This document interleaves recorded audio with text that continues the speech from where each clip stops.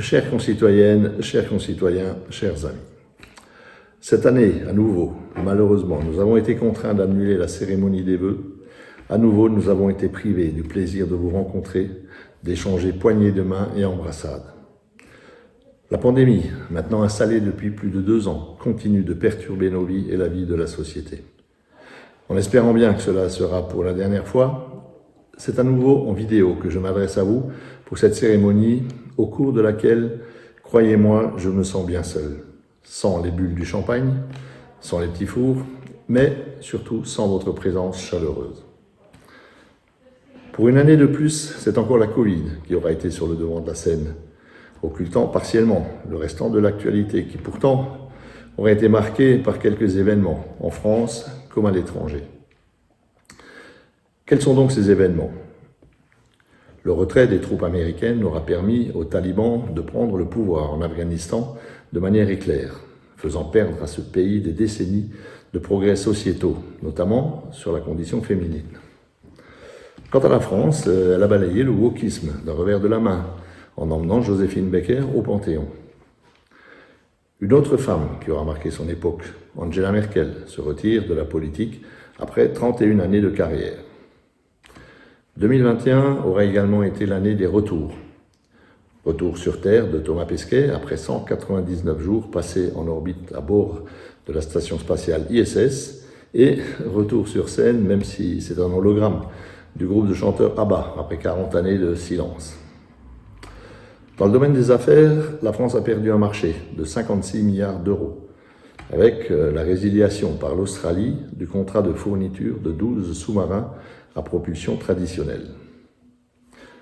Enfin, en sport, les Jeux Olympiques qui se sont déroulés à Tokyo nous ramènent à l'actualité bennevoise, puisque une enfant du pays, Léa Fernet, y a brillé en remportant une médaille d'argent en tennis de table. Encore 1000 fois bravo à toi et Léa, c'est vraiment un plaisir, un honneur pour le village. Mais revenons à Belle-Neuve. Ici, l'équipe municipale a poursuivi son travail sur les 2 dossiers de construction de la résidence intergénérationnelle, d'un côté, et le réaménagement de la mairie, de l'autre. Ces 2 projets d'envergure ont occupé une partie non négligeable de l'agenda des élus pour la conception et la recherche de financement. Cette année, nous passerons à la phase de réalisation. La révision du PLU, autre tâche d'ampleur pour les élus, est un document très important pour l'avenir de la commune. Or, l'autonomie des villages est de plus en plus menacée par la pression de l'État, notamment à travers la loi NOTRe et son organisation territoriale, mais également par la réduction des aides et le transfert de nombreuses compétences aux communautés de communes.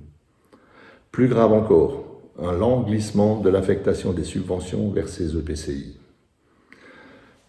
La mise en place du PLU nous permet d'échapper, du moins temporairement, au PLUI, le plan local d'urbanisme intercommunal, qui celui-ci sera une nouvelle étape de plus dans les pertes de prérogatives de nos petites communes.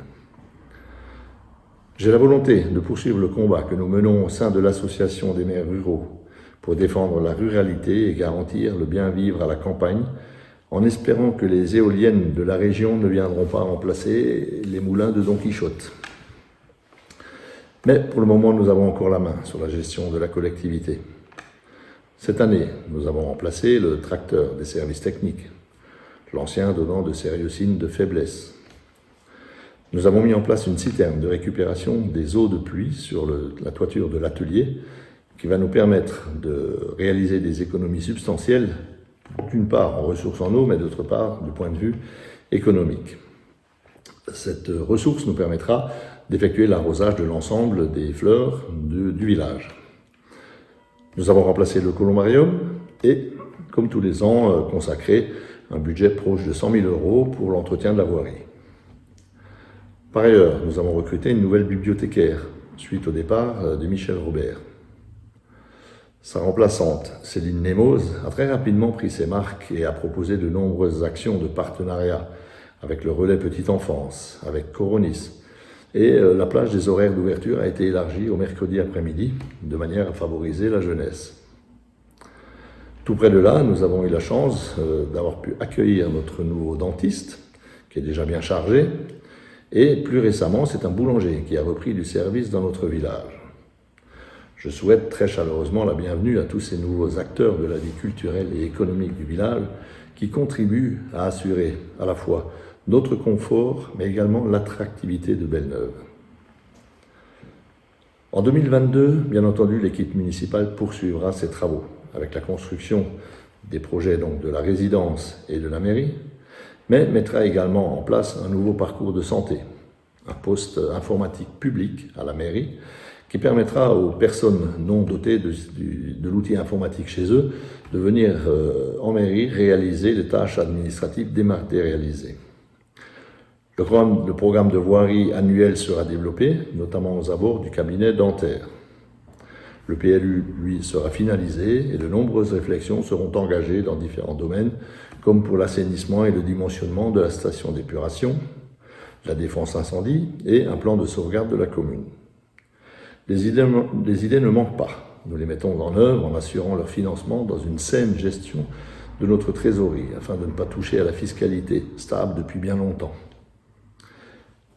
Je tiens à remercier très sincèrement l'ensemble de l'équipe municipale pour son engagement et l'excellent travail qu'elle réalise avec abnégation.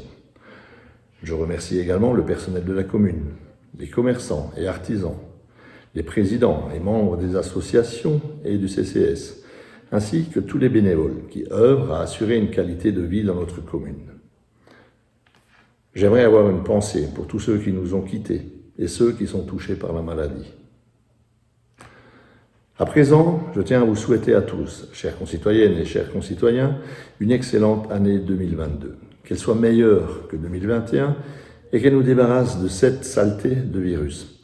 Je vous souhaite à tous une très bonne année 2022, à vous ainsi qu'à vos proches, et que tous vos vœux puissent être exaucés. Très belle année à vous et à très bientôt. Il y a un peu plus d'1 an, naissait le CMJ, presque en même temps que la Covid d'ailleurs, mais rien à voir avec le virus. Nous sommes beaucoup plus sympas et totalement inoffensifs. Durant cette année, nous avons été masqués, démasqués, remasqués, confinés, déconfinés, reconfinés et enfin redéconfinés et re-remasqués. Bref, une période compliquée pour tout le monde. Le CMJ de Belle-Neuve a tenu à apporter sa petite contribution à la vie du village en concrétisant un maximum de projets qui puissent bénéficier à tous les habitants comme la journée ramassage des déchets, l'opération galet à la fête des vergers, l'écriture d'articles dans le Belle-Neuve Info, la décoration de Noël écolo du village et pour finir, le concours des maisons de Noël. Pour 2022, nous avons déjà prévu l'installation de boîtes à livres dans le village, une journée pêche pour les jeunes et pour le reste, chut, c'est une surprise. En attendant de se retrouver très bientôt, je voudrais au nom du CMJ vous souhaiter une belle et douce année 2022. Bonne année, bonne santé.